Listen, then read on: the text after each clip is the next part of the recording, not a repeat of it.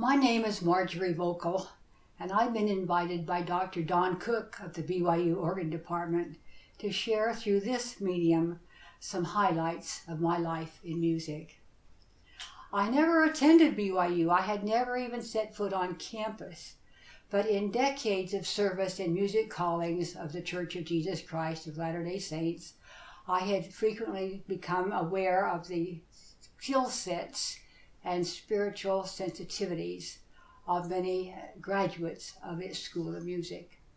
Thus it seemed logical to approach BYU with a problem and a hoped-for solution, which I will detail later in this account. To proceed chronologically, in January 5, 1932, I was born in West Jordan, Utah.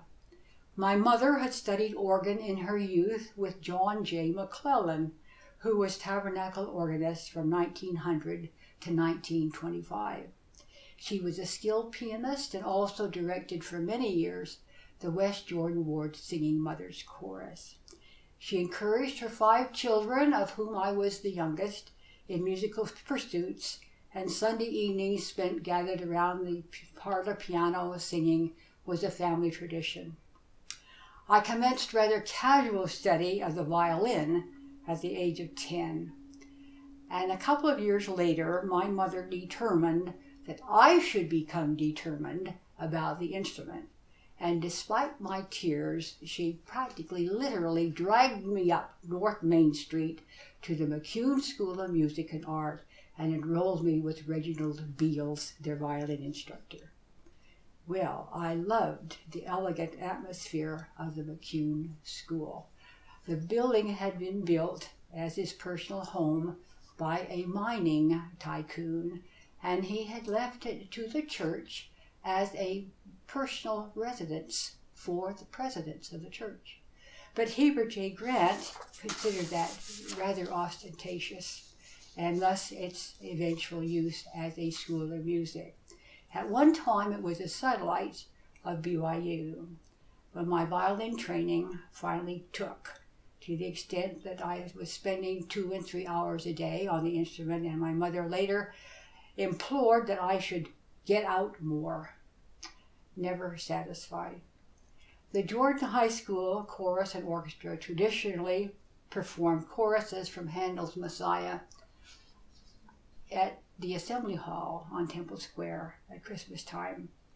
I participated with the orchestra in 1946 and 1947, but in 1948 I was very much disappointed because I had advanced to concertmistress, and by that time the school had purchased an organ, and rather than being on Temple Square, we were at home with Robert Kundig at the console in the school auditorium. I was directing music in second period of release time seminary when the seminary principal just informed me that I would be directing the combined seminary students in conferences, state conferences, coming up in the Jordan district. It was then served by only four stakes. My mother was very helpful in my preparation, and I enjoyed it very much. I then enrolled in consecutive courses offered by the church in conducting that were taught by J. Spencer Cornwall. And I loved his comment after one of my performances in the class. "You seem very musical," he said to me, which I treasured well. The experience of conducting the seminary choruses and the conducting classes resulted in my next musical activity, which was being called as the Stake Sunday School Chorister of the West Jordan Stake at the age of 16, where my work was in training other board Sunday School musicians. My objective was to encourage memorization of the Hymn of the Month project then underway, getting noses out of the hymnals and internalizing the message of the hymns. Throughout high school, I performed violin solos and in string ensembles in the Jordan area. My emphasis, in addition to orchestra, was in commercial studies as well as school publications and debate. I was the concluding student speaker on my 1949 graduation program, and the commercial trading was the basis of my livelihood. After 3 years with the Veterans Administration in Salt Lake, in 1952 I was promoted to headquarters in Washington, D.C. I found the work very boring and applied for a legal secretary position with a very prominent attorney who had been head of the D.C. Bar and also a trustee of George Washington University. He hired me and later paid for my enrolling in Benjamin Franklin University, where I took commercial courses and business law, and eventually assumed work in all the tax work in connection with his private practice and his investment portfolio. Now, as a girl off the farm in Utah whose idea of financial success was a passbook savings account, this was rather heady stuff to be dealing with his stocks and bonds and trading and meeting with brokers and so on. It was a very informative thing to do. In 1956, he was appointed to the federal bench by President Eisenhower, and I followed him to the court. In Washington, I continued violin study with a member of the National Symphony and served as president and assistant director of the Washington Ward Choir. Russell M. Nelson, now the president of our church, was at the time a major in the Army Medical Corps at Walter Reed, and he served in our bishopric. I also remember playing in a string quartet that notably performed at the wedding reception of later Elder Richard G. Scott and his beloved Janine. She was the daughter of Utah Senator Arthur V. Watkins. Of course, we included Janine, I Dream of Lilac Time. In May of 1958, I married Victor J. Volkel, whom I had met at church in the Salt Lake Temple. He was from Provo, had an engineering degree from the University of Utah under the GI Bill, and was employed as an electronic scientist at the Naval Research Laboratory in Southeast Washington. We lived in a small apartment just up the hill from the Bolling Air Force Base in Capitol Ward, where he was ward clerk and then later in the bishopric. The Air Force Band, Orchestra, and Singing Sergeants were headquartered at Bolling, and the availability of many musicians lived nearby due to that. The availability of that talent, both LDS and Friends, opened many opportunities which I promoted, including mounting Robert Kundick's Song of Nephi oratorio with orchestra and choral parts on loan from BYU. Capitol Ward meeting in a converted Baptist building was in dire need of new facilities, and I organized a building fund recital featuring the best talent in the entire state.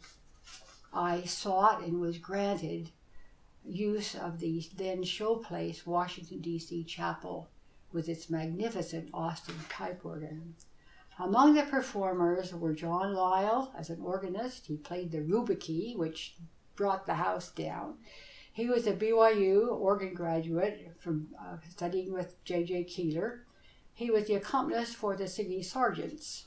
Also performing was 14-year-old Lauren Stevenson, a cellist who played the Saint-Saëns cello concerto. He retired in 1918 from the National Symphony. So you can see we had great talent. The promotion was a success, culturally and financially. In addition to Capitol Ward Music Chair, I was called again as a state Sunday school chorister. The monolithic original Washington, D.C. stake extended from Annapolis, Maryland on the east, west to Winchester, Virginia, north to Peru, Pennsylvania, and south to Richmond, Virginia, necessitating much early Sunday morning travel. I also helped organize and participated in all-day stake music training events, some of which were favorably reported in the church news. Administratively, at this time, the church used regional representatives, now area 70s, supported by the position of regional music leader. I was honored to hold that position under 3 different representatives from its inception to its discontinuance. In that role, I was twice invited to address opening regional assemblies on the need for continual music training and interacted semi-annually with stake musicians in breakout sessions. At a truly historic stake conference held in 1961 and in Constitution Hall, resulted in the very first division of that original Washington, D.C. stake, with the creation of the Potomac stake, comprising Northern Virginia and Southeast Washington wards. At that meeting, I had the privilege of directing combined choirs in the Hallelujah Chorus from Beethoven's Christ on the Mount of Olives oratorio. I know I took the change of tempo at a good clip, but afterwards, when I glanced at John on the organ bench and found him splayed over the bench, gasping for air, I thought perhaps I had overdone it. My husband was called as the stake clerk, and I as stake music chair in the new Potomac stake. I instituted annual stake music workshops, choir festivals, and Messiah performances with combined choirs, soloists, and orchestra. On one occasion, I greatly surprised our new stake president by storing timpani in his office. In 1964, Vic and I moved across the Potomac River to our home in the Belhaven section of Fairfax County, with the completion of the original Wilson Bridge, making an easy commute to NRL. I was violin soloist with a 120-voice singing mother's chorus, performing at the church's pavilion at the 1964 New York World's Fair. Our stake was renamed the Mount Vernon Stake, and our then stake president, Paul Thompson, was a talented musician and composer. At my request, he composed an original anthem for the 1967 dedication of our new stake building in Annandale, Virginia.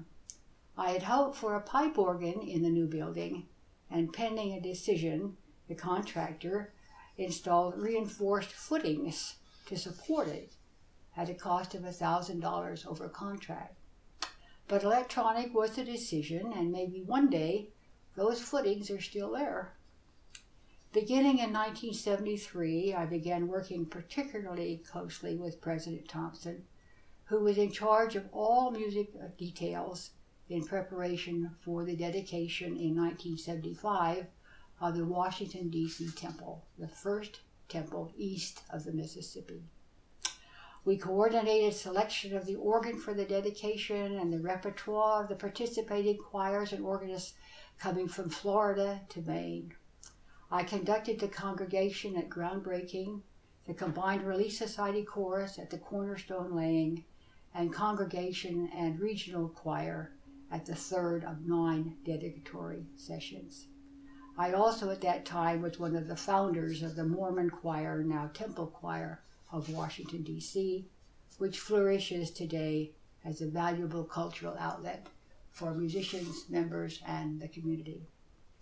In 1982, the judge retired from the bench, and I continued in his employ on a part-time basis, which opened 2 exciting opportunities to me. Number 1, service in the temple, and number 2, private study of the classical organ. Having found it increasingly difficult to staff stake music workshops with knowledgeable organ trainers, I realized that classical organ study was becoming a lost art in our LDS culture. I was determined to do what I could to preserve that art form, even if I had to teach it myself after embarking on its study at 50 years of age. I interviewed several possible teachers and signed on with a highly qualified master's degree holder at a nearby Episcopal church. After 2 years of private study, these two opportunities merged when I was invited to play the state-of-the-art Two Memories Rogers organ in the temple's 7th floor priesthood room, an hour a week to keep it in shape. I subsequently had many spiritual experiences playing for special meetings in that sacred space. I had practice privileges on my teacher's pipe organ, and with my ward organ and the small pipe organ in the temple chapel, I was playing 4 organs a week throughout my studies. During that span, I was released as stake music chair and later called a stake organist. In 1999, things came to an abrupt halt. I was released from temple service and discontinued all organ work as my husband's health was failing and I became his full-time caretaker. He passed away November 29th, 2009, and our joint grave marker is in place in the city cemetery in Provo. In those intervening years, I had developed cataracts and could not see to read music. After my second successful cataract surgery in May 2010, the first thing I did was run to my ward organ. I wept with gratitude when I discovered I could read the large print hymnal, and my 10 years sabbatical from the instrument was finally at an end. I remodeled my home to accommodate my new AGO-approved Allen Protégé quad suite organ, which was delivered in September 2010. I worked to get my skills back up and eventually presented twice weekly recitals for friends and neighbors. Now, as to the beginning of my relationship with BYU. In 2011, Felipe Dominguez, a very fine musician and with a master's degree in organ performance from BYU, moved into my Mount Vernon stake, and we became acquainted. We shared together several of the at-home recitals referred to earlier. We also shared the recognition of the need for organ training in the church, and he put me in touch with Dr. Douglas Bush of the BYU organ faculty. After some negotiations with him and with the assistance of President Curtis Swenson of the LDS Philanthropies at BYU, the way was opened to present a regional BYU organ workshop hosted by our Mount Vernon stake. The 2-day event was held August 25, 26, 2013, and was attended by 170 organists from 19 stakes in 5 states, confirming the need, thirst for, and viability of organ outreach, organ training. Dr. Bush was ill, and Dr. Brian Matthias, later called in 2018 as a tabernacle organist, led the BYU team. In attendance also were President Sister Swenson and Corey Kostianis, head of the BYU School of Music.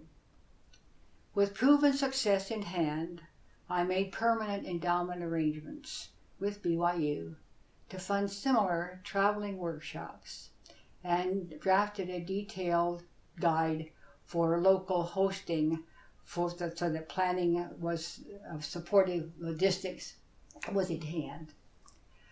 To the date of this recording, April 24, 2020, 65 traveling organ workshops have been conducted throughout the U.S., including Alaska and Hawaii, and extending even into Canada. Participants number over 7,000 in 1,250 states, and literally hundreds of their appreciative notes attest to the value of this training. Plans are underway for an extension of the workshop model to a media platform for the broad and economical diffusion of this specialized knowledge, so essential to the spirituality of our sacrament meetings. Funding for these workshops and their administrative support will continue beyond my lifetime to enhance the LDS worship and cultural experience. I've appreciated being hosted for several annual visits to the BYU campus for meetings with the organ professors, administrators of the School of Music, and the College of Communications and Fine Arts personnel, as well as LDS philanthropy representatives. I have particularly enjoyed being treated to private recitals by the BYU organ majors, who will, by their example, be lifelong role models for all that we embrace and advocate in the workshops. By way of summary of my life in music, I am now in my 88th year, and I know personally there comes a time when hard-won musical skills decline, along with stamina and mobility. As I and others face these facts, there is great solace and comfort in reflecting, as I have here in this account, that we have taught, inspired, enabled, affected, and changed for the good the lives of others through our art. It is my challenge and earnest prayer that the legacy of classical organ training will not only endure but thrive in the future culture of the Lord's Restored Church. Thank you.